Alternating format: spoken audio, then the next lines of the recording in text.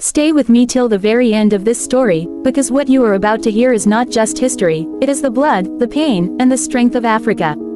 And if this touches you, don't forget to subscribe for more powerful stories. Long ago, Africa was a land of glory. Empires like Mali under Mansa Musa, the Ashanti Kingdom, Benin, and Songhai thrived with gold, wisdom, and power. Timbuktu was a center of learning where scholars from around the world came to study. Africa was not weak, Africa was strong. But then, came a darkness that would haunt the land for centuries, the slave trade. European ships arrived on the shores of West Africa. At first, they came as traders. Then they came as hunters. Villages were raided at night. Families torn apart. Men, women, and even children were shackled in iron chains.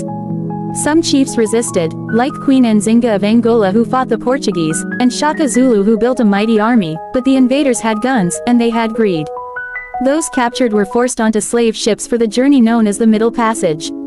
Imagine it. Hundreds of bodies packed into the belly of a dark ship, chained together, no space to breathe. The smell of death filled the air. Disease spread. Some cried until their voices went silent. Some gave up and threw themselves into the ocean, preferring the deep waters to chains. Millions never made it alive. And those who survived were sold like animals in the Americas. On the plantations, they worked from sunrise to sunset, whipped, beaten, and stripped of freedom. Mothers saw their children taken away and sold. Husbands and wives separated forever. But the African spirit refused to die. They sang songs of hope. They remembered their homeland. They dreamed of freedom. In America, heroes rose. Harriet Tubman, a woman once enslaved, became the Moses of her people, leading others to freedom through the Underground Railroad. Frederick Douglass, once a slave, became a voice so powerful that even presidents listened. Later, Martin Luther King Jr. stood and declared a dream of equality. Malcolm X demanded dignity and strength. Rosa Parks refused to give up her seat, sparking a movement.